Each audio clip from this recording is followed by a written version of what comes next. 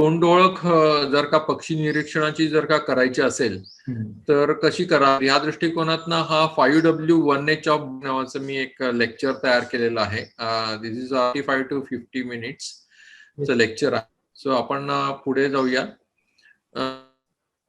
प्रथम आपण जेव्हा शाळेमध्ये वगैरे शिकत असतो की प्राणी आणि पक्षी ह्याच्यातलं सगळ्यात महत्वाची जो डिफरन्स काही महत्वाचे ते मी इथे नमूद केलेले आहेत की म्हणजे जे प्राणी आहेत त्यांना सस्तन प्राणी आपण, त्यांच्या स्पेसीज अराउंड 1400 स्पेसीज आहेत जगभरामध्ये. वेअरएज बर्ड्सच्या स्पेसीज जे 10,000 प्लस स्पेसीज आहेत भरामध्ये. त्याचप्रमाणे जे त्यांना हेअर कवर्ड बॉडी असते, म्हणजे केस असतात. वेअरएज पक्ष्यांना अंगावर असतात, म्हणजे फेदर्स म्हणतो ज्याला, फेदर कवर्ड. हेवी स्केलेटन असतं मॅमल्सचं, म्हणजे त्याला संपूर्ण पाठीचा, हातपायाची सगळ्याची हाडं वगैरे असतात. वेअरएज ह्यांचे बर्ड्सचे जे बोन्स असतात ते हॉलो असतात. हॉलो म्हणजे पोकळ, म्हणजे बोन आतल्या बाजूला पोकळ भाग असतो की जेणेकरून त्याच्या भरून ते हवेमध्ये त्यांना त्या दृष्टीप्रमाणे हे असत, हॉलो बोन्स टाईप असतात. देन मॅमरी ग्लँड असतात. मॅमरी ग्लँड म्हणजे ज्याला आपण सस्तन ग्लँड म्हणतो की याच्यातनं दूध पाजलं जातं आपल्या पिल्ला, ती ग्लँड असते. वेअरएज बर्ड्सला अशा टाईपची अवेलेबल नसते असते. मॅमल्स त्यांना दात असतात, कुठली गोष्ट चावायला लागतं किंवा तुकडा तोडायला लागण्यासाठी दात असतात. वेअरएज बर्ड्सला बीक म्हणजे चोच, त्या चोचीचा सगळा तो वापर ते दात खाण्यासाठी म्हणण्यासाठी किंवा कुरतडण्यासाठी केला जातो. मॅमल्सला लंग्स असतात, म्हणजे फुफ्फुस. बर्ड्स मध्ये एअर कॅपिलरीज असतात. एअर कॅपिलरीज हा एक फुफ्फुसासारखा, परंतु एक्झॅक्टली फुफ्फुस नाही म्हणता येणार. जसं श्वासोच्छ्वास हे जातो तर एअर कॅपिलरी श्वास भरला, हवा भरली जाते आणि पक्षी तरंगू शकतो. ब्लड सेलला न्यूक्लियस ऍबसेंट असतं मध्ये, वेअरएज ब्लड सेलचं प्रेझेंट असतं बर्ड्स मध्ये. हा महत्वाचा फरक आहे. त्याच्यानंतर थ्रू फॅरिंग्स म्हणजे आपल्याला स्वरयंत्र असतात, त्या स्वरयंत्राच्या थ्रू पक्षी हे करतात. आणि सिरिंग्स बर्ड्सला जे आहे त्याला म्हणजे ते शिट्टी किंवा शीळ मारली जाते किंवा हवा सोडली जाते आणि त्याच्या थ्रू ते शिकतात. त्याच्यामुळे पक्ष्यांच्या ज्या शिट्ट्या असतात, यांचं प्राण्यांचं जे ओरड किंवा हंबरणं असतं ते असतं. गिव्ज यंग मॅमल्स हे यंग्सला म्हणजे जन्म देतात मुलांना किंवा त्यांच्या बच्चांना. वेअरएज बर्ड्सला एक म्हणजे अंड्यांच्या थ्रूच त्यांनी हे केलेलं असतं. तर त्यांना मॅमल्सला हँड किंवा पुढच्या बाजूचे म्हणजे पायाचं जर का असेल तर त्याला पुढचे 2 पाय, मागचे 2 पाय, प्रत्येक पायाला 5-5 तरी बोटं असतात. वेअरएज बर्ड्सला म्हणजे पक्ष्यांना पंख आहेत आणि पायांना बोटं असतात. मग ती काही वेळेला 2 मागे 2 अशा टाईपची 2 बोटं किंवा पुढे 1 आणि मागे 3 अशा टाईपची रचना, किंवा पुढे 3 आणि मागे रचना असते. सॉरी. आणि ऑफकोर्स सगळ्यात महत्वाचा फरक म्हणजे की birds can fly whereas mammals cannot fly. What म्हणजे का करावं, काय करायचं, पक्षी निरीक्षण म्हणजे काय, हा त्याचा ऍक्च्युअली हे आहे. तर आता त्याचा आपण अभ्यास करू. So what is bird watching? Observations आणि स्टडीज हे करणं महत्वाचं असतं. बर्ड वॉचिंग, पक्षी बघणे आणि पक्षी निरीक्षण करणे ह्या 2 वेगळ्या गोष्टी आहेत. पक्षी बघणे म्हणजे आपण जेव्हा इतरत्र जेव्हा जातो, कुठलाही पर्पज न करता किंवा आपण बाहेर जेव्हा फिरतो आणि आपल्याला एखादा प्राणी किंवा पक्षी असं उडताना दिसतो, त्याला आपण पक्षी बघणे म्हणतो. परंतु पक्षी निरीक्षण म्हणजे हा फार महत्वाचा आहे. त्याच्यामध्ये काहीतरी पर्पज असायला पाहिजे कुठल्याही निरीक्षणामध्ये. की जसं आपण आता एक एक्झाम्पल घ्यायचं झालं तर आता आपण चंद्रग्रहण बघितलं किंवा सूर्यग्रहण बघितलं तर आपण पर्पज घेऊन मग त्या गोष्टीकडे बघत राहतो आणि त्याचा अंदाज आणि त्याचे डेटा कलेक्शन करतो. तर हा पक्षी निरीक्षण हा तसला प्रकार आहे.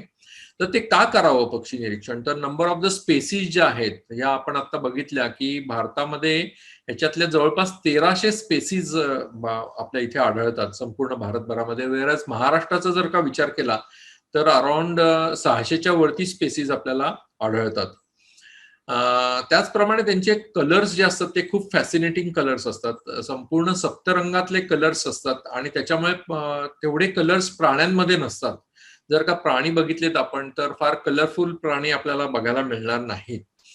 परंतु पक्ष्यांमध्ये मात्र विविध प्रकारचे कलर आणि मिक्स म्हणजे त्याच्यामध्ये वेगवेगळ्या जास्तीत जास्त कलर एकेका पक्ष्यांवरती पण असू शकतात. आणि त्यांचं जे कॉलिंग जे आहे म्हणजे प्रत्येक पक्षाची शीळ जी आहे किंवा शिट्टी आहे आणि त्यांची विविध प्रकारांनी मारलेली शिट्टी असते. म्हणजे अलर्ट साठी दिलेला कॉल वेगळा असतो किंवा ब्रीडिंगसाठी किंवा आपल्या स्वतःच्या इतर मित्रांना किंवा फॅमिली मेंबर्सना बोलवण्यासाठीचा कॉल वेगळा असतो. आणि जर का त्यांना कुठे जायचं असेल तर त्यांचा तो एक कॉल वेगळा असतो. सो अशा टाईपचे वेगवेगळे कॉल्स असतात.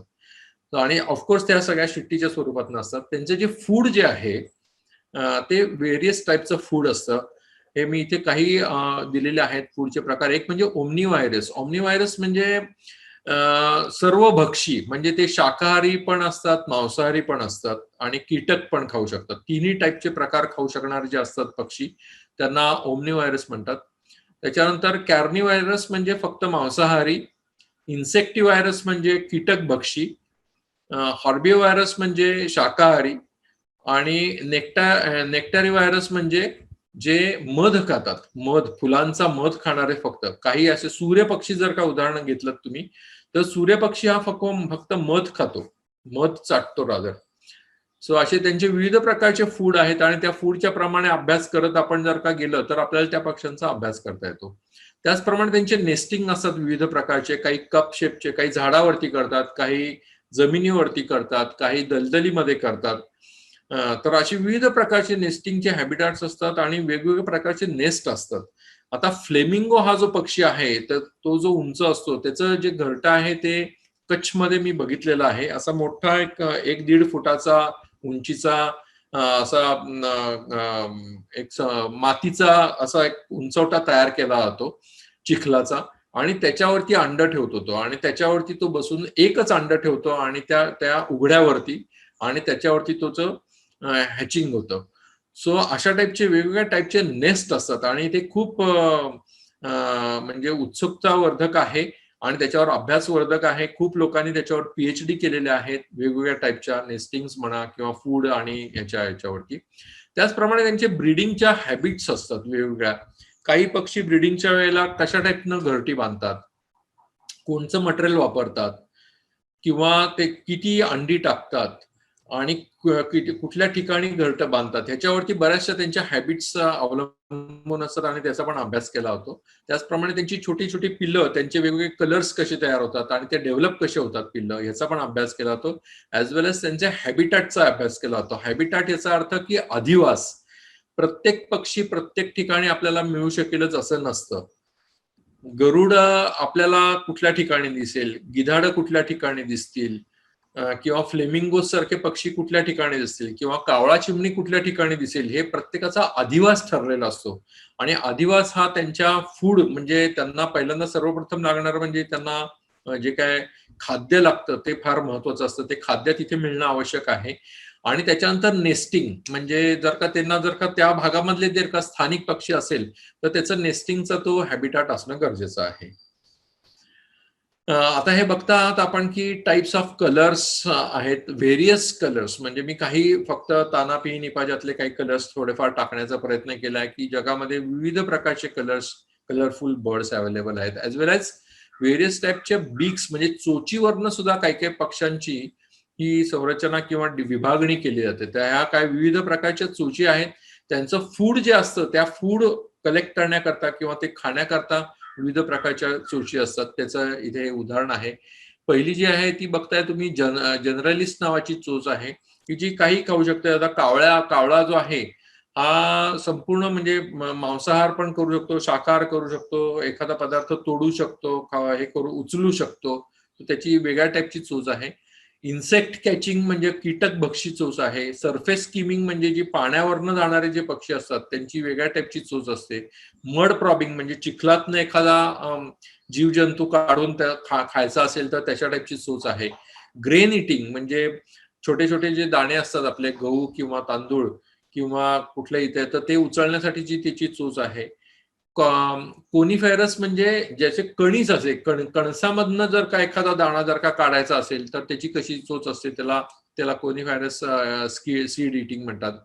प्रोबिंग म्हणजे शराटी नावाचा जो पक्षी आहे तो जमिनीमधली खोलून खालती गांडूळ पकडून खातो. तो त्याला प्रोब करावं लागतं म्हणजे चिखलाच्या भागात किंवा ह्याच्यामध्ये.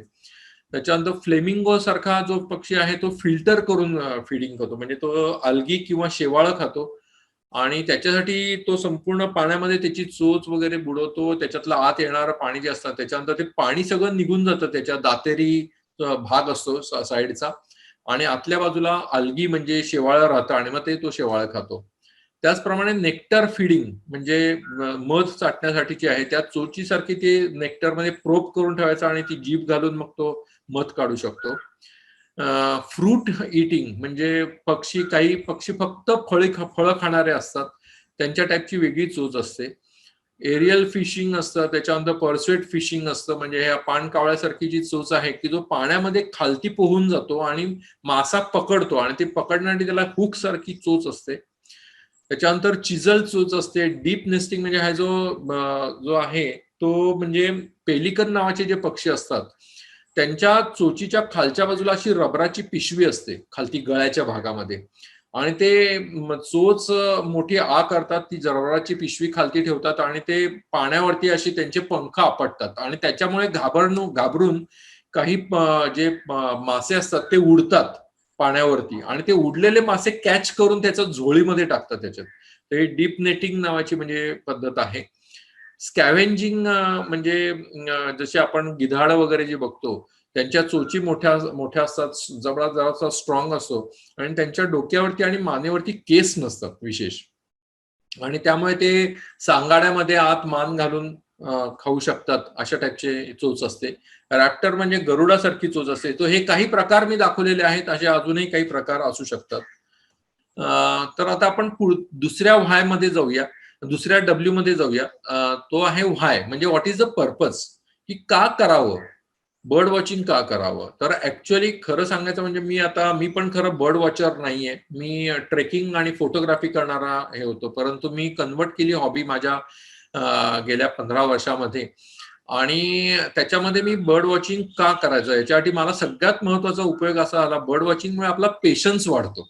म्हणजे माझा तर खूप पेशन्स वाढला बर्ड वॉचिंगमुळे कारण आपल्याला असं वाटतं की आपण हे बघावं आणि ते चित्र एखाद्या वेळेला फोटोग्राफी करावी परंतु ते प्रत्येक वेळेला मिळतच असं नाही आणि ते मिळवण्यासाठी त्याचा अभ्यास करून त्या ठिकाणी जाऊन बसावं लागतं, बघावं लागतं, तासनतास बसावं लागतं, विशिष्ट ठिकाणी कोपऱ्यामध्ये बसावं लागतं किंवा निसर्गाच्या विविध सकाळ दुपार संध्याकाळ याच्या वेगवेगळ्या वेळेला जावं लागतं. सो पेशन्स खूप वाढतो. जर का बघितलं की मोठमोठ्या कंपन्यांमध्ये स्ट्रेस लेवल खूप वाढते आणि ते स्ट्रेस लेवल कमी होण्यासाठी याचा खूप जास्ती फायदा होतो आणि म्हणून मी म्हणतो की पक्षी निरीक्षण करणं हे एक योगाचाच प्रकार आहे. आणि अजूनही काही गोष्टी आहेत त्या महत्वाच्या म्हणजे की एन्जॉयमेंट आणि हॉबी असते काही लोकांची की असे बरेचसे लोक आजकाल पक्ष्यांची नावं ओळखतात, वेगवेगळ्या प्रकारचे पक्षी ओळखतात किंवा एन्जॉय करतात, त्यांच्या हॉबीज एन्जॉय करतात किंवा त्यांची शिकार एन्जॉय करतात किंवा मग त्यांनी कोणाची शिकार केली असेल तर ते एन्जॉय करतात. त्याच्यानंतर काही लोक स्टडी करतात ऍज अन ऑर्निथॉलॉजी ज्याला पक्षीशास्त्र हे प्रॉपर झुलॉजी मध्ये शास्त्र आहे ऑर्निथॉलॉजी त्याचा अभ्यास करणारे लोक असतात ते पक्षी निरीक्षण करतात. काही लोक फोटोग्राफी वाईल्ड लाईफ फोटोग्राफीमध्ये बघाल आपण तर खूप लोक फोटोग्राफी करून त्याला त्याची शेअरिंग करतात. काही लोकांना खूप चांगले पैसे पण मिळतात त्याचे आणि महत्वाचे क्षण टिपतात ते. तर ते पण महत्वाचं कारण आहे. त्याच्यासाठी त्या पक्ष्यांचा अभ्यास करणं फार गरजेचं असतं. फोटोग्राफी म्हणजे नुसतं जाऊन मोबाईलनी फोटो काढणं किंवा फेसबुकवरती टाकणं हे महत्वाचं नाही आहे. तर त्याच्यासाठी तिथे जाऊन त्याचा अभ्यास करायला पाहिजे, त्या पक्षाचा, त्याच्या हॅबिटॅट्सचा, त्याच्या हॅबिट्सचा अभ्यास करायला पाहिजे आणि मगच आपण त्याची फोटोग्राफी जर केली तर चांगल्या पद्धतीने आपण फोटो काढू शकतो.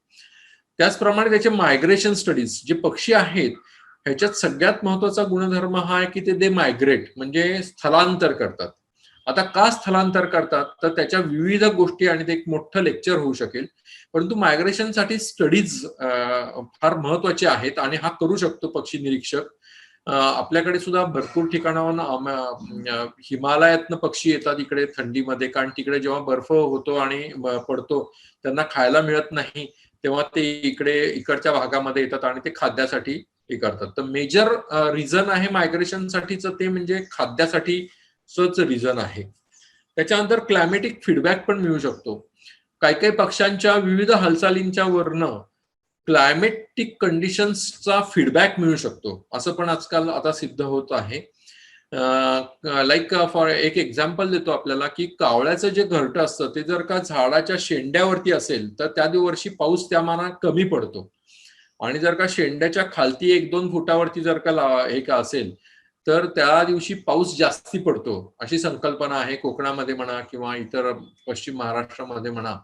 तर ही पण अशा काही काही फीडबॅक्स आणि हे महत्वाचे आहे, कारण आता असा टाईपचा पाऊस पडतो. त्याचप्रमाणे हॅबिटॅटचा स्टडी हा होऊ शकतो, म्हणजे दलदल म्हणा किंवा पाणथळ जागा म्हणा किंवा जंगल म्हणा, कोणत्या टाईपचं जंगल आहे ह्याचा स्टडी त्याप्रमाणे होऊ शकतो. ऍज वेल एज नवीन एक सायन्स येत आहे, that is known as science आहे की बायोमिमिक्री, म्हणजे काय आपल्याकडे फॉर्च्युनेटली और अनफॉर्च्युनेटली जे फिजिक्स, केमिस्ट्री आणि बायोलॉजी, सो जे इंजिनिअरिंग मध्ये आणि मेडिकल हा बेसिकली बायोलॉजीवरती अवलंबून असतो, वेर इंजिनिअरिंग स्टडीज हे फिजिक्स आणि केमिस्ट्रीवरती अवलंबून असतात. परंतु त्या दोघांचं फ्युजन कधी होत नाही, आणि हे बायोमिमिक्री हे that is a fusion of that both things. So innovation inspired from the nature, that is known as biomimicry. हे अर्थातच भारतामध्ये अजून पूर्ण स्वरूपात सुरू झालेलं नाहीये. आय थिंक कॉलेजेसनी चालू करावं, आणि मी बऱ्याच कॉलेजेसना पण विनंती करतोय, IIT मद्रास सारख्या कॉलेजनी आता पुढाकार घेऊन ते चालू करणार आहेत असं कळलं. सो ह्याच्यामध्ये आपल्याला अभ्यास करून, नेचरचा अभ्यास करून त्याच्यातनं काही प्रिन्सिपल्स घेऊन ते आपल्याला इंडस्ट्रीमध्ये आणण्याचा प्रयत्न केलेला आहे. आता हा मॉर्फॉलॉजी म्हणजे हा नेहमीचा सब्जेक्ट सर्व लोकांना माहिती असतं की हा कुठल्याही बायोलॉजीच्या पुस्तकात उपलब्ध असतो की हे बर्ड्सचे बाह्य अंग जे आहे त्याचे विविध इथे काय काय नावं दिलेली आहेत की त्याला थ्रोट असतो, चीन असतं, बिल असते, फोरहेड असतं वगैरे like that. So it is a common thing, हे तुम्ही कुठल्याही नेटवरती पण बघू शकता. त्याचप्रमाणे ही अॅनाटॉमी आहे. अॅनाटॉमी म्हणजे बर्ड्सच्या आतल्या भागातले जे अवयव आहेत त्याची इथे एक सांकल्पिक एक चित्र दाखवलेलं आहे. याच्यात बाकीचे तर सर्व गोष्टी असतात, ब्रेन आहे, स्पायनल कॉलम आहे, लंग्स आहेत, थोडेफार किडनी आहे, युटेरस आहे. सगळ्यात महत्वाचा जो कॉलम आहे तो म्हणजे क्रॉप. क्रॉप म्हणजे अन्ननलिका आणि जठर ह्याच्यामध्ये एक पिशवी असते की जी ज्याला आपण म्हणजे आता जनावरांना, गुरांना वगैरे आपण रवंथ करताना ते खातात आणि परत ते बाहेर काढून परत रवंथ करतात. तर ही जनावरांना असते, माणसांना नसते ही पिशवी अवेलेबल.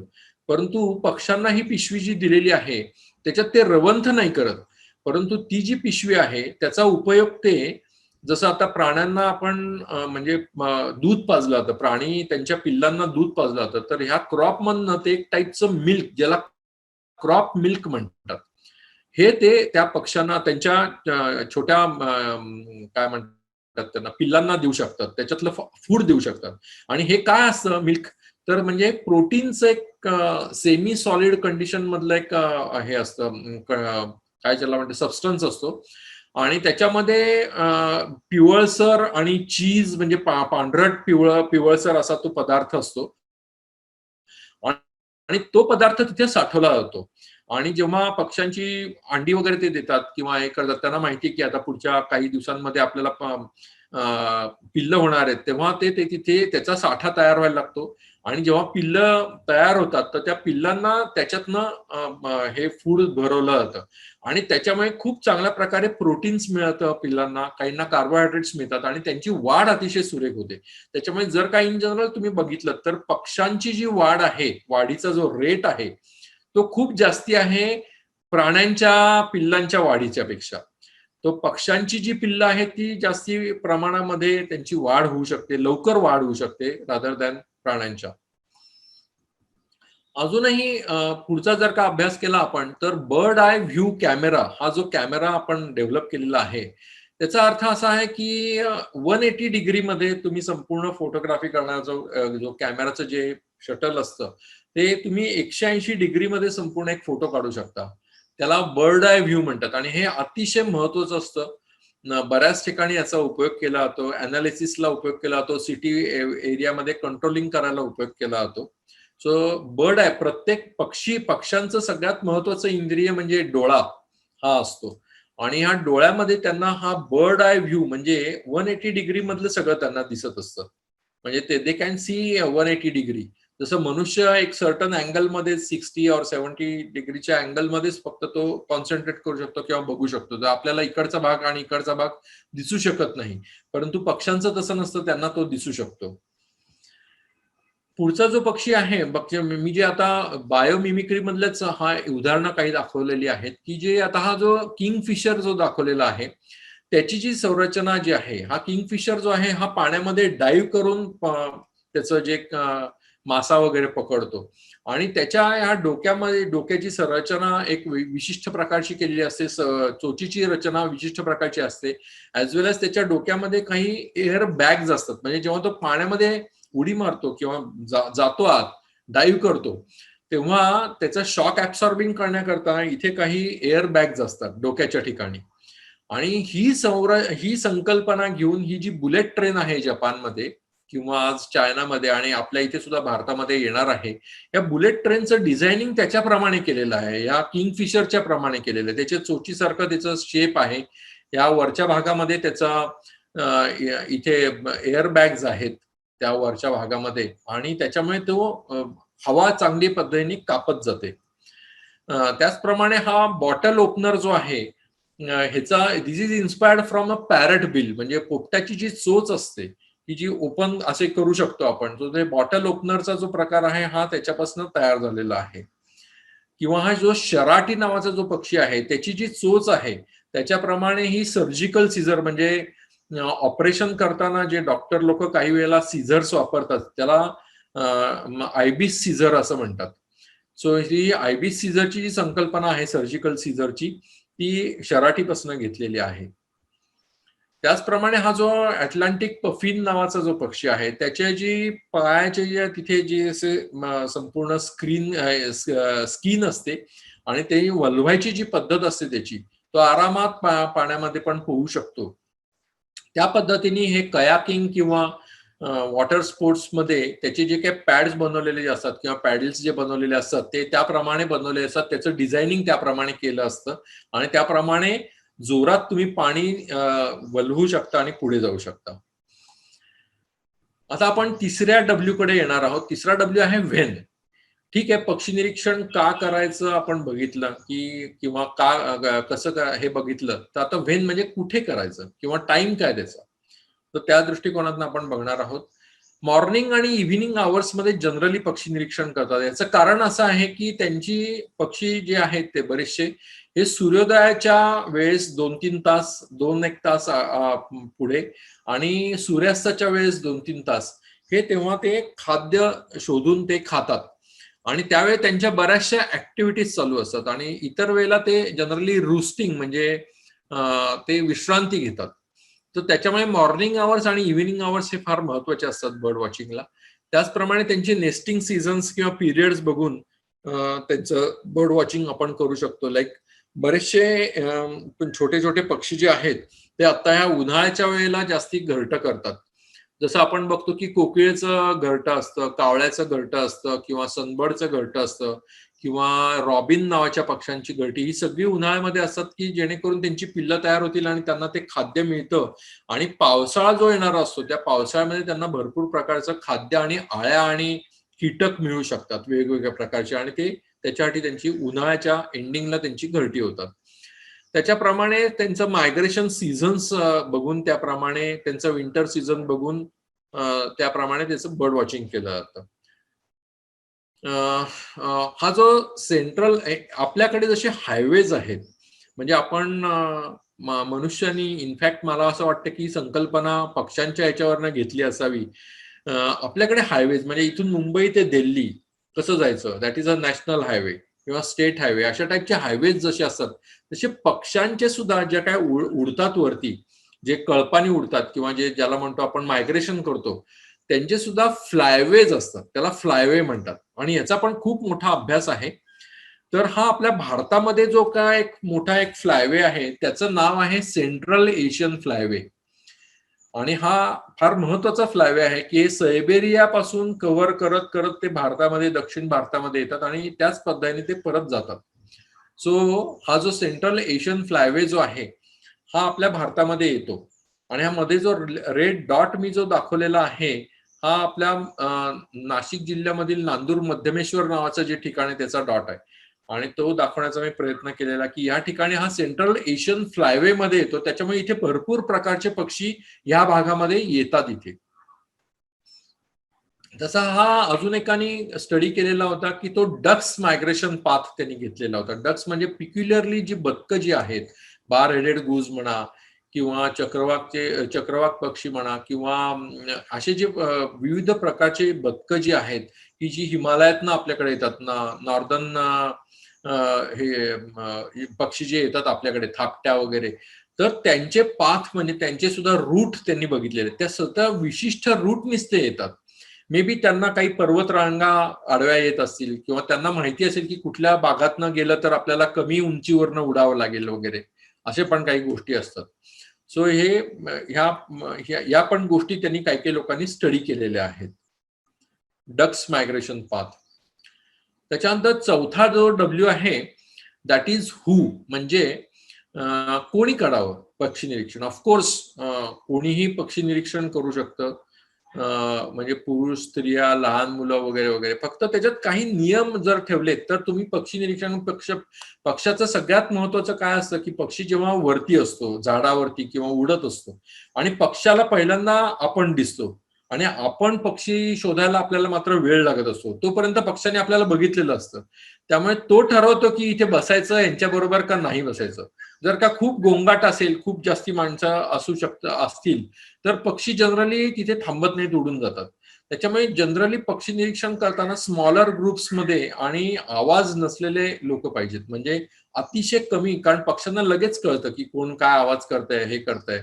किंवा मोठमोठ्या दुर्बिणी जर का घेऊन गेलो आपण किंवा मोठ्या लोक आता फोटोग्राफी करताना मोठ्या लेन्स वापरतात, त्याच्या लेन्स सुद्धा ज्या आहेत त्या एखाद्याने लेन्स अशी केली की पक्ष्यांना इमिजिएटली दिसतं. त्याच्यामुळे लोक आता काय करतात की लेन्सवरती कॅमोफ्लेज करण्याकरता आर्मी कलरचे किंवा हिरव्या कलरचे असे हे गुंडाळतात, ज्याला कॅमोफ्लेज म्हणतो आपण. सो जेणेकरून ते तुम्ही शक्यतो नजरेस येऊ नयेत पक्ष्यांच्या, कारण पक्षी इमिजिएटली आपल्याला कॅप्चर करतो. त्याचप्रमाणे यंग आणि ऍडल्ट असा मिक्स लोकांचा जर का ग्रुप पक्षी निरीक्षणाला गेला तर ते चांगलं असतं. बिकॉज काय आहे की आपले जे डोळे आहेत ते एवढे स्ट्रॉंग नसतात, वेरज यंग एज मध्ये आपण जास्ती बघू शकतो. मोठ्या एज मध्ये आपण एकदम लांबचं बघू शकत नाही. त्याच्यामुळे असं मिक्स ग्रुप असेल तर चांगला, किंवा मेल आणि फिमेल पण जाणं गरजेचं आहे. आणि फिमेलचा महत्वाचं कसं असतं की फिमेल्सला जास्ती पक्षी कॅप्चर होतात, असं माझं तरी मत आहे. बिकॉज आम्ही जेव्हा जेव्हा पक्षी निरीक्षणाला जातो तेव्हा एखाद्या पक्षाची हालचाल जर का टिपायची असेल तर थांबलं तर तो पक्षाला ची हालचाल टिपण्याकरता फिमेल प्रमाणामध्ये हे करतात, कॅप्चर करतात की तिथे पक्षाची हालचाल होतीये किंवा या बाजूला काहीतरी होत आहे, घडतंय, हे मेलपेक्षा दिसू शकतं, असं माझा हे आहे. काही नेचर लव्हर्स आहेत, निसर्गामध्ये रमणारे लोक आहेत, ते पक्षी जाऊ शकतात, आणि स्टुडंट्स ऑफकोर्स. सो हे लोक सगळे आपण जाऊ शकतो. पाचवा जो डब्ल्यू आहे दॅट इज व्हेअर, म्हणजे कुठे करावं पक्षी निरीक्षण. कारण आपण तसं तर कुठल्याही भागामध्ये आपण पक्षी निरीक्षण करू शकतो, परंतु काही जर का हॅबिटाट म्हणजे अधिवास जर का बघितले तर महत्वाचे काही अधिवास मी इथे दिलेले आहेत. ते म्हणजे डिफरंट टेरेन्स आहेत, माउंटन्स, व्हॅलीज आणि प्लॅट्यूज. माउंटन्स म्हणजे डोंगर दऱ्यांमध्ये पण पक्षी असतात, प्लॅट्यूज म्हणजे पठारावरती पक्षी असतात. त्याचप्रमाणे पाणथळ जागा वेटलँड्स वरती हायेस्ट प्रमाणामध्ये पक्षी आहेत वेटलँडमध्ये. कारण पक्ष्यांना आवडणारं म्हणजे पाण्यातलं जे फूड आहे ते खूप जास्ती आवडतं बऱ्याचशा पक्ष्यांना आणि कळपानी पक्षी तिथे दिसतात. त्यामुळे तो भाग जास्ती प्रसिद्ध आहे वेटलँड बर्ड्सचा. ग्रासलँड बर्ड्स ज्याला आपण म्हणतो, की ग्रासलँड म्हणजे गवताळ भाग किंवा माळरान ज्याला म्हणतो आपण. तर ते सुद्धा फार प्रसिद्ध आहेत. त्या ठिकाणी वेगळ्या टाईपचं फूड मिळतं आणि त्या ठिकाणी वेगळ्या टाईपचे पक्षी मिळतात. लाईक फॉर एक्झाम्पल मालढोक नावाचा जो पक्षी आहे हा ग्रासलँड वरती जास्त दिसतो.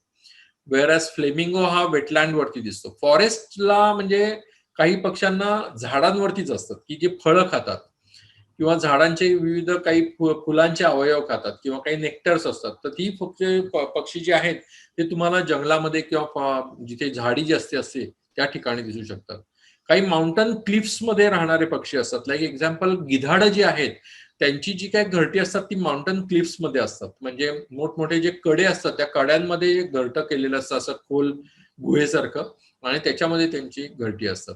आणि काही सिटी गार्डन्स जे आहेत आपण आपल्याकडे पण भरपूर टाईपचे पक्षी असतात. जवळपास 50 ते 60 पक्षी तर आपल्याला सिटीमध्येच मिळू शकतात. तर विविध प्रकारची जी गार्डन्स असतात तर त्या विविध गार्डनमध्ये पक्षी छोटे छोटे दिसू शकतात. त्याचप्रमाणे बर्ड सँच्युरीजला कधी आपण व्हिजिट द्यायला पाहिजे. जर का आपण याच्यामध्ये इंटरेस्ट घेऊन जर का काम करणार असू किंवा बघणार असू, तर विविध बर्ड सँच्युरीज आहेत भारतभरामध्ये, नॅशनल पार्क्स आहेत, त्या ठिकाणी आपण जाणं गरजेचं आहे. ॲज वेल ॲज रामसर साईटमध्ये म्हणजे काय तर रामसर साईट रामसर नावाचं इराणमध्ये गाव आहे. तर 1971 साली तिथे एक ट्रिटी झालेली होती आणि सर्व देशांच्या लोकांची तिथे अवेलेबिलिटी होती आणि त्यांनी असं ठरवलं की पुढे येणारा जो काय ग्लोबल वॉर्मिंग आहे ते टाळण्याकरता पाणथळ जागांचे संरक्षण व्हायला पाहिजे आणि त्याच्यासाठी त्या ज्या काय पाणथळ जागांचं संरक्षण केलं जातं गव्हर्नमेंट तर्फे आणि स्थानिक लोकांच्या तर्फे त्याची ऑडिट केलं जातं प्रत्येक वर्षाला आणि ते रामसर साईट नावाने ओळखलं जातं. तर या रामसर साईटच्या संदर्भात आपण पुढच्या पण काही स्लाइड्स बघणार आहोत. तरी त्याची तोंड ओळख आहे. ऍक्च्युअली रामसर साईट वरती माझं फुल फ्लेज 1 तासाचं लेक्चर अवेलेबल आहे. या रामसर साईट्स जगामध्ये जर का बघितल्यात तर जवळपास 2300 ते 2400 रामसर साईट्स या संरक्षित केलेल्या आहेत. तर हे जे काय ऑरेंज डॉट्स दिसत आहेत ते सगळे ऑरेंज डॉट्स ह्या सगळ्या आपल्याला रामसर साईट्सला आपण हे करू शकतो म्हणजे बघू शकतो आपण. त्या सगळ्या साईट्स आहेत त्या. आणि तुम्ही जर का बघाल तर की सगळ्यात हायेस्ट ऑरेंज डॉट्स आहेत ते युरोपमध्ये आहेत. त्यानंतर अमेरिका, आफ्रिका, ऑस्ट्रेलिया आणि मग एशियामध्ये आहेत आणि एशियामध्ये सुद्धा भारतामध्ये जर बघितलं तर भारतात तशी संख्या मोठी आहे. क्षेत्रफळ मोठं आहे. त्या मानाने इथे ऑरेंज डॉट्स कमी आहेत. जर का भारतात मधल्या जर का रामसर साईट्स बघितल्या तर हे येलो डॉट्स आहेत. आपल्याकडे आतापर्यंत 37 रामसर साईट्स झालेल्या आहेत. हा मार्च 2000 आणि ह्यामध्ये महाराष्ट्रामध्ये अनफॉर्च्युनेटली फक्त एकच साईट आतापर्यंत आपण कॅप्चर केलेली आहे आणि ती संरक्षित केलेली आहे आणि ते ठिकाण म्हणजे नांदूर मध्यमेश्वर आहे आणि त्यामुळे नांदूर मध्यमेश्वर हे महाराष्ट्रातलं पहिलं रामसर साईट मध्ये हे केलेलं आहे. बऱ्याच अदर साईट जर का तुम्ही बघितल्यात तर आयदर त्या हिमालयात तरी आहेत किंवा गंगा आणि यमुनेच्या ज्या पट्टा जो आहे त्या ठिकाणी त्या संरक्षित केलेल्या आहेत आणि काही कोस्टल साईट्स आहेत. सो महाराष्ट्रामध्ये ही एकच साईट आहे आणि इनफॅक्ट आता काही अजून 2-3 साईटचं रेकमेंडेशन गेलेलं आहे. आपण शेवटच्या भागामध्ये येणार आहोत ते म्हणजे हाऊ. 1H म्हणजे हाऊ. आता हे कसं करावं पक्षी निरीक्षण? कारण काय आहे की पक्षी निरीक्षणामध्ये आपण बघत आहातच की पक्षी निरीक्षण 5W आपण जरी बघितले तरी पक्षी निरीक्षणामध्ये सगळ्यात महत्वाचं म्हणजे की तो कसं करावं. तर त्याच्या काही पद्धती आहेत आणि त्या जर का केल्या तर आपण पक्षी निरीक्षणाचा आनंद चांगला घेऊ शकतो. Go along with the bird watcher and follow the instructions. शक्यतो आहे ना पक्षी निरीक्षण करताना सुद्धा काही गाईड जर का असला एखादा तर चांगलं असतं. बिकॉज ते लोक चटकन त्यांच्या हॅबिटॅट्स त्यांना माहिती असतात, हॅबिट्स माहिती असतात पक्ष्यांच्या. त्याप्रमाणे ते पक्षी ओळखू शकतात आणि लोकांना त्याचा महत्व दाखवू शकतात पक्षी. आणि सगळ्यात महत्वाचं आपल्याबरोबर काय असायला पाहिजे, आपला पक्षी उडणारा आहे त्याच्यामुळे तो भरपूर लांब उडत असतो आणि आपल्याला लांबच्या डोळ्यांनी आपल्याला दिसू शकत नाही. त्याच्यामुळे सगळ्यात महत्वाची गोष्ट म्हणजे बायनॉक्युलर किंवा दुर्बीण असणं गरजेचं आहे. दुर्बीण फारच महत्वाची आहे आणि जर दुर्बीण असेल तर आपण त्या पक्ष्यांना चांगल्या प्रकारे बघू शकतो किंवा त्यांना ऑब्झर्व्ह करू शकतो. त्याचप्रमाणे काही काही ठिकाणी स्पॉटिंग स्कोप्स असतात, म्हणजे दुर्बिणीचाच प्रकार असतो, फक्त एक सिंगल लेन्स असते त्याला, पण त्याला ट्रायपॉड स्टँड वगैरे असतो आणि तुम्ही खूप मोठं कव्हर करू शकता अंतर. त्याचप्रमाणे काही गाईड म्हणजे गाईड करणारे लोक लागतात किंवा गाईड बुक्स आणि स्केचबुक्स बरोबर घेऊन जाव्यात. तर काय बुक्स भरपूर अवेलेबल आहेत. आता एखाद्या भागातलं निरीक्षण करायचं असेल तर त्या भागातल्या जर का कोणते पक्षी मिळतात तिथे त्याचं जर का पुस्तक उपलब्ध करून मिळालं, विविध भाषांमध्ये पुस्तकं उपलब्ध आहेत, त्यातलं एखादं छोटेखानी पुस्तक जर का आपण घेऊन गेलो तर ते पुस्तक घेऊन गेलं तर आपल्याला त्याचा फायदा होऊ शकतो. आणि कॅमेरा पण घेणं गरजेचं आहे. तो डेटा कलेक्शनसाठी घ्यावा, पण तो मस्ट नाहीये. बर्ड वॉचिंग इक्विपमेंट जिथे आपण बघता आहात ह्याला स्पॉटिंग स्कोप म्हणतात. तो वरचा जो आहे दॅट इज त्या इक्विपमेंटला आपण हे बघतो. बर्ड गाईड बुक्स जे आहेत ते विविध प्रकारची गाईड बुक्स इथे मी तुम्हाला दाखवली आहेत. हँड नोट्स आणि बुक्स विथ द पेन पण, आणि हे काही आपल्याला एखादी गोष्ट जर का माहिती नसेल तर तो पक्षी काय करतोय किंवा त्याची काय तो खातोय का वेगळं, तर त्याची निरीक्षण करताना नोंद होणं फार गरजेचं आहे. आणि ती जर का नोंद आपण करू शकलो तर त्याप्रमाणे आपण त्या पक्षाचा अभ्यास करू शकतो आणि जर का त्या पक्षाची माहिती नसेल तर आपण दुसऱ्यांना विचारू शकतो. कुठलाही कॅमोफ्लेजिंग कपडे असायला पाहिजे. जनरली लोक काय करतात की पक्षी निरीक्षण करताना फ्लुरोसंट कलर्सचे कपडे घेऊन जातात आणि आपण बघता की पक्षाचा जो डोळा आहे हा अतिशय महत्वाचा इंद्रिय आहे. तो इमिजिएटली पिवळा लाल कलर तर इमिजिएटली त्यांना लक्षात येतो. तर त्याच्यामुळे जनरली ग्रीनिश टाईपचे कपडे घालावेत किंवा ग्रेइश टाईपचे कपडे घालावेत. तर आणि फुल स्लीव्हचे घालावेत शक्यतो.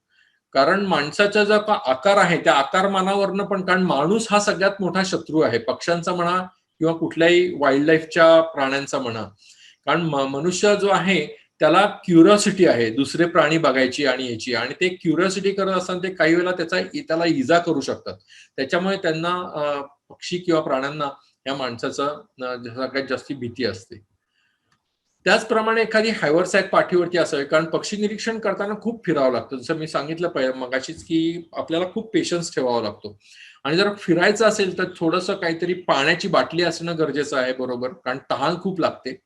आणि ऍट द सेम टाइम थोडासा टिफिनचा बॉक्स पण असणं गरजेचं आहे. आणि टिफिनचा बॉक्स आणि पाणी जर का असेल त्याचप्रमाणे टोपी कॅप असायला पाहिजे आणि शूज असायला पाहिजेत. ऑफकोर्स या सगळ्या जर का गोष्टी असल्या तर आपण चांगल्या प्रकारे पक्षी निरीक्षण करू शकतो. म्हणजे काही काही वेळेला 7-7, 8-8 तास पक्षी निरीक्षण करावं लागतं आणि हे सगळं करण्याकरता या गोष्टींची खूप मोठी गरज असते. कॅमेराज हे मस्ट नाहीयेत. हा जो मी फोटो मुद्दामून काढलेला आहे, एवढे मोठमोठाले कॅमेराज आणि हे लोक घेऊन उभे राहिले त्या पक्ष्यांना तर ते लगेच दिसत असतं आणि पक्षी डिस्टर्ब होतात. तर कॅमेराज किंवा साऊंड प्लेअर किंवा काही लोक टेप रेकॉर्डर वगैरे ह्या अतिशय चुकीच्या गोष्टी आहेत, त्याची काही गरज नाहीये. अशा टाईपचे वॉच टॉवर्स काही काही जणांनी उभारले आहेत. आपल्या नांदूर मध्यमेश्वरला पण अशा टाईपचे स्मॉल वॉच टॉवर आहे, ज्याला हाईड म्हणतो आपण. हाईड म्हणजे एक लपण्याची जागा, म्हणजे त्याच्या तिथे आत जाऊन आपण लपू शकतो आणि मनुष्याला आपण लपून जर का फोटोग्राफी केली तर आपण चांगल्या प्रकाराने फोटोग्राफी करू शकतो आणि पक्षी कॅप्चर करू शकतो. आता मी एक छोटी क्वीज बनवलेली आहे. क्वीज म्हणजे थोडीफार माहिती दिलेली आहे की which is the tallest bird, म्हणजे इथे जगामधला सगळ्यात उंच पक्षी कोणचा आणि भारतामधला सगळ्यात उंच पक्षी कोणचा.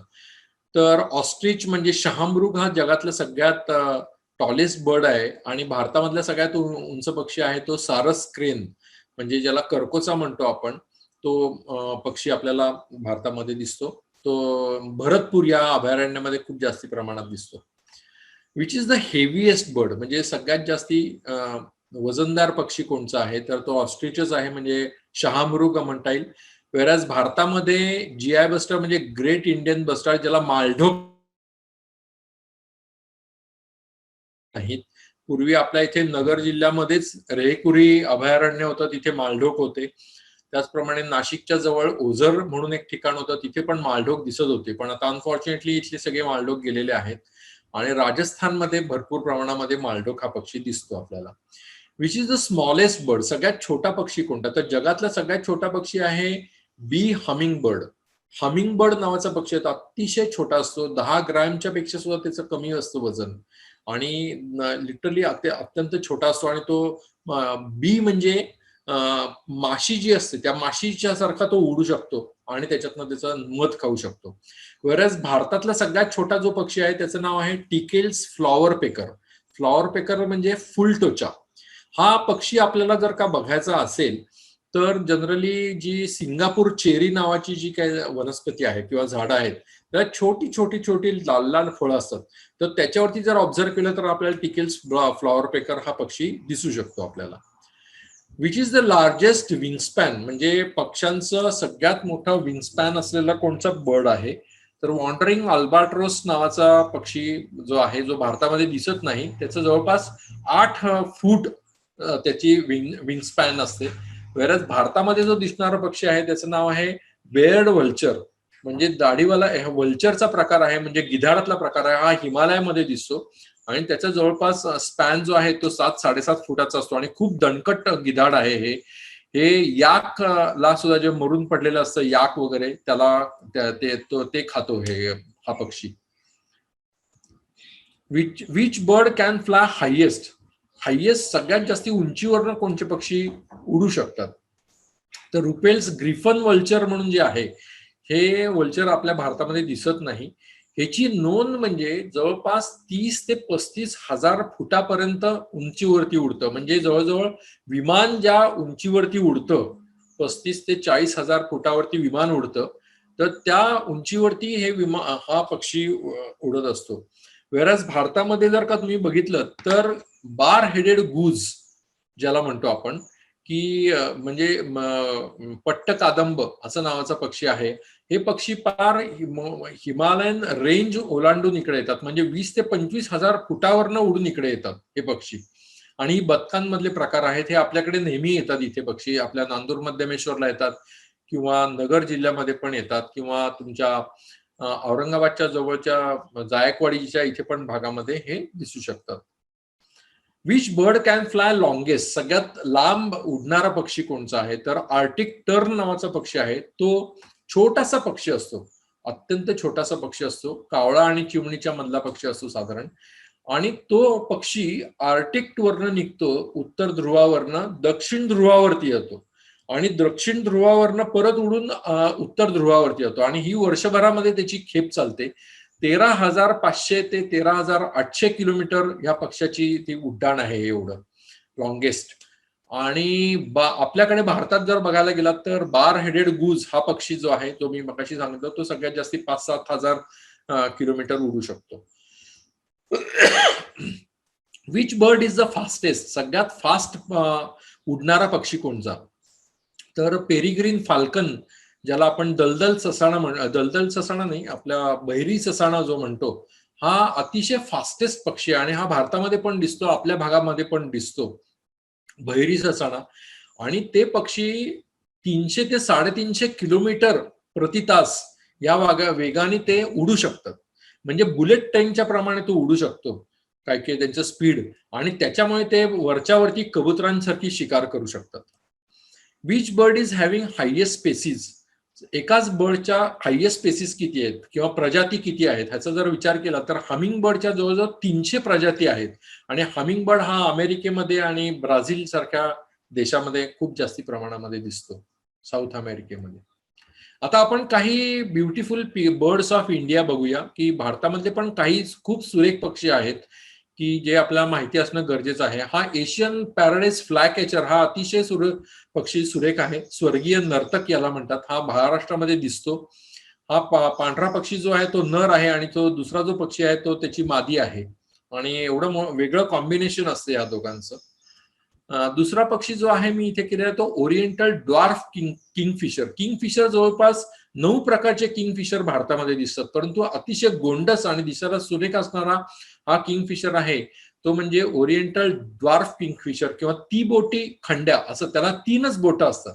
त्याच्यामुळे 2 बोट पुढे आणि 1 बोट मागे अशी ती बोटी खंड्या, आणि हा सरडे आणि खेकडे पकडण्यात अतिशय पटाईत असतो आणि आपल्याकडे काही काही वेळेला दिसतो. हिमालयामध्ये जो दिसणारा किंवा उत्तराखंडचा राज्य पक्षी म्हणजे हिमालयन मोनाल. हा जो पक्षी आहे हा मोराच्या फॅमिलीमध्ये आहे, ज्याला फिजंट म्हणतो आपण. तो हा मोनाल फिजंट या नावाने जास्ती ओळखला जातो आणि अतिशय सुरेख दिसणारा पक्षी आहे. त्याचप्रमाणे आपल्या महाराष्ट्रामध्ये दिसणारा अजून एक पक्षी म्हणजे इंडियन पिट्टा किंवा नवरंग. याच्यावरती 9 प्रकारचे वेगवेगळे रंग असतात.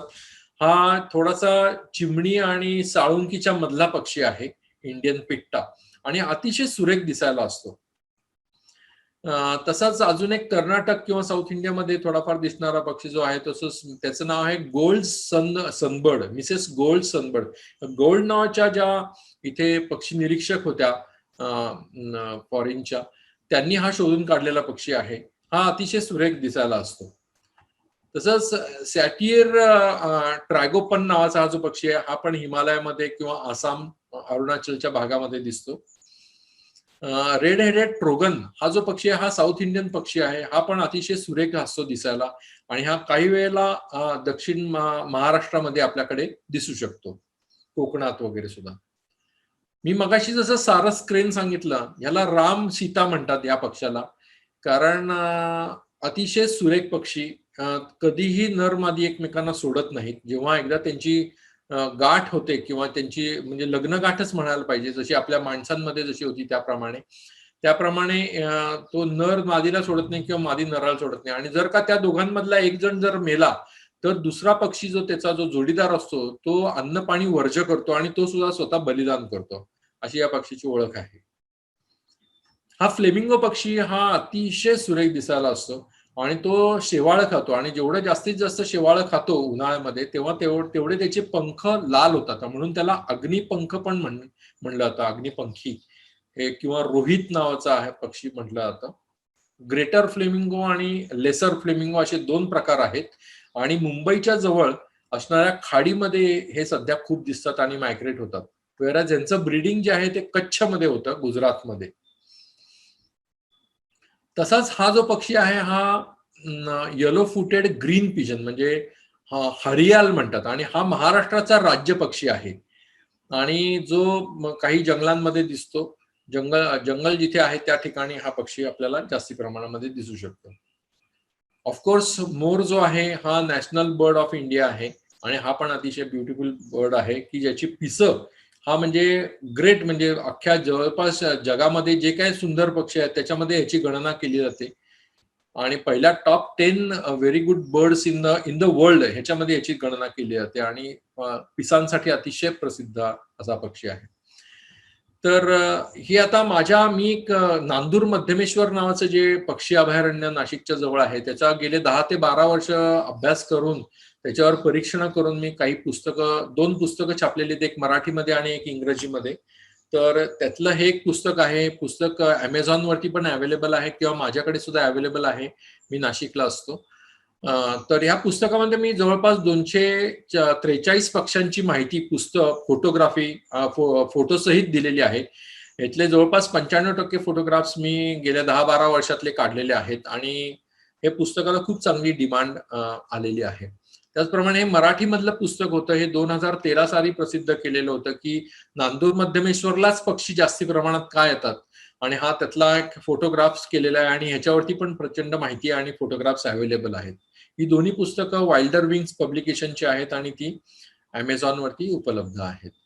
त्याचप्रमाणे मी सर्वांसाठी एक नांदूर मध्यमेश्वर वरती मराठीमध्ये डॉक्युमेंटरी तयार केलेली आहे. युट्यूब वरती ती फ्रीली अवेलेबल आहे.